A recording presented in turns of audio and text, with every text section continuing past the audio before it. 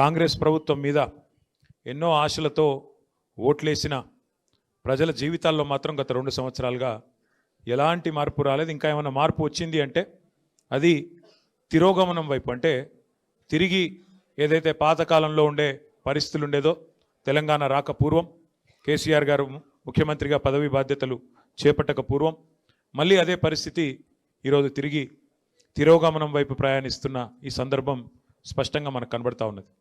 ముఖ్యంగా ఈరోజు మనం ఆలోచించాల్సింది, మనం ఇక్కడ వేడుకల్లో ఉన్నాం కానీ తెలంగాణ వ్యాప్తంగా రైతులు యూరియా దొరకక వేదనలో ఉన్నారు.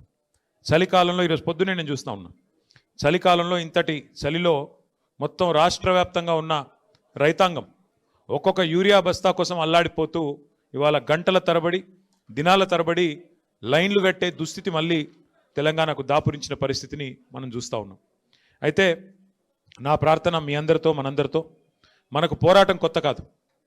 14 ఏళ్ళు ఆనాడు అటు కేంద్రంతో ఇటు రాష్ట్రంలో ఉండే సమైక్యవాదులతో పోరాటం చేసింది కేసీఆర్ గారి నాయకత్వంలో, మీ అందరి ఆశీర్వాదంతో.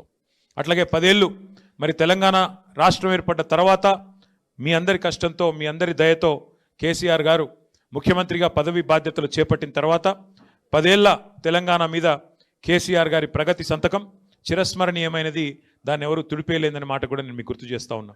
అట్లాగే గత 2 సంవత్సరాలుగా పోరాట స్ఫూర్తితో ఏ రకంగానైతే కార్యకర్తలు, నాయకులు, ప్రజలు కదం దొక్కారో కాంగ్రెస్ పార్టీ యొక్క దుష్పరిపాలన మీద, దాన్ని కూడా మనం ఈ సందర్భంగా మననం చేసుకోవాల్సిన అవసరం ఉంది. ముఖ్యంగా నాయకుడు కేసీఆర్ గారు, మన పార్టీ నాయకులు జెండాను రెపరెపలాంచే వాళ్ళు నాయకులు కావచ్చు, కానీ ఆ జెండాను నిటారుగా భూమిలో పాతిపెట్టి ఇది నా జెండా అని చెప్పే సోదరులు మాత్రం మన కార్యకర్తలు అనే మాట నేను గుర్తు చేస్తూ ఉన్నా. వారి పోరాట స్ఫూర్తికి, అది పంచాయతీ ఎన్నికల్లో కావచ్చు, లేదా గత 2 సంవత్సరాలుగా చేసిన వివిధ పోరాటాల్లో, లగచర్లలో గిరిజనుల మీద జరిగిన దాష్టికానికి వ్యతిరేకంగా, అట్లాగే తెలంగాణ వ్యాప్తంగా రుణమాఫీ పేరుతో జరిగిన దగ, రైతు బంధు ఎగ్గొట్టి 2 సార్లు చేసిన మోసం, 6 గ్యారంటీలు, 420 హామీలు, వాటి మీద ప్రజల తిరుగుబాటుకు నాయకత్వం వహించిన మా కార్యకర్తలకి, మూసీలో జరుగుతున్న దాష్టికానికి వ్యతిరేకంగా గలమెత్తిన సోదరులకి, హైదరాబాద్ సెంట్రల్ యూనివర్సిటీలో భూములు గుంజుకుంటుంటే తెగువను ప్రదర్శించిన మా విద్యార్థి సోదరులకు, సోదరీమణులకి, అట్లాగే ఈరోజు రాష్ట్రంలో జరుగుతున్న ప్రతి అన్యాయంపై ఎలుగెత్తి పోరాడుతున్న మా తెలంగాణ తమ్ముళ్ళు, ఆడబిడ్డలు, పేరు పేరున బారాస సైనికులు, భారత రాష్ట్ర సమితి సైనికులందరికీ హృదయపూర్వకంగా నేను వారికి శిరస్సు వంచి వినమ్రంగా నమస్కారాలు, వారికి అభినందనలు కూడా తెలియజేస్తా ఉన్నా.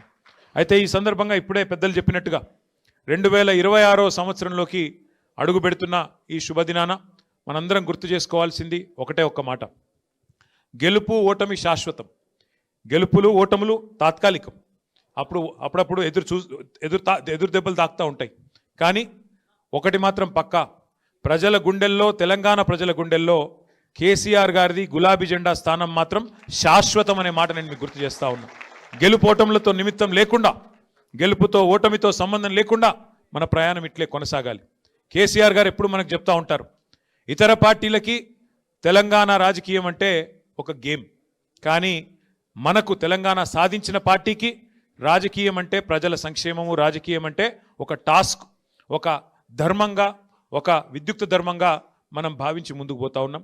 కాబట్టి ఈ ప్రయాణంలో అలుపెరుగని బాటసారులా ముందుకు నడుస్తున్న మా కార్యకర్తలందరికీ పేరు పేరున శుభాకాంక్షలు తెలియజేసుకుంటూ, ఈ సంవత్సరం, ఈ 2026వ సంవత్సరం ఒకవైపు పోరాటాలని కొనసాగిస్తూనే మరొక వైపు పటిష్టమైన సంస్థాగత నిర్మాణం కూడా చేసుకోవాల్సిన అవసరం ఉంది. కాబట్టి పోరాటము, నిర్మాణము రెండింటినీ ఆలంబనగా చేసుకొని ముందుకు సాగుదాం. ఈ ప్రయాణంలో నాకైతే సంపూర్ణమైన విశ్వాసం ఉంది, మనం విజయం సాధిస్తాం. ఎందుకంటే ధర్మం మన వైపు ఉంది, న్యాయం మన వైపు ఉంది, నిజాయితీ మన వైపు ఉంది. ఇవాళ 2 పార్టీలు ఒకటై మన మీద కత్తులు దూస్తున్న సందర్భాన్ని మీరు చూస్తూ ఉన్నారు. కేంద్రము, రాష్ట్రము, ఆ రాష్ట్రంలో కేంద్రంలో ఉండే 2 పార్టీలు ఇవాళ ఒకటై, ఒక జట్టై మనను తుదముట్టించే ప్రయత్నం చేస్తున్న విషయం కూడా మీ అందరికీ అర్థమవుతానే ఉంది. అయినప్పటికీ ఎవరు ఎన్ని ఎత్తుగడలు చేసినా, ఎన్ని కుట్రలు కుతంత్రాలు చేసినా, ప్రజల ఆశీర్వాదం, దైవ ఆశీర్వాదం మనకున్నంత కాలం ఎవరు ఏం చేయలేరు. కాబట్టి తప్పకుండా నాకైతే సంపూర్ణమైన విశ్వాసం, సంపూర్ణమైన నమ్మకం ఉంది. 2028వ సంవత్సరంలో తిరిగి మన నాయకుడు కేసీఆర్ గారిని ముఖ్యమంత్రిగా చూడడమే మనందరి లక్ష్యంగా, మనందరి ధ్యేయంగా కలిసికట్టుగా ముందుకు సాగుదాం. తగిలే చిన్న చిన్న ఎదురు దెబ్బలను పెద్దగా దృష్టిలోకి తీసుకోకుండా జాగ్రత్తగా ముందుకు పోదామని చెప్పి తెలియజేస్తూ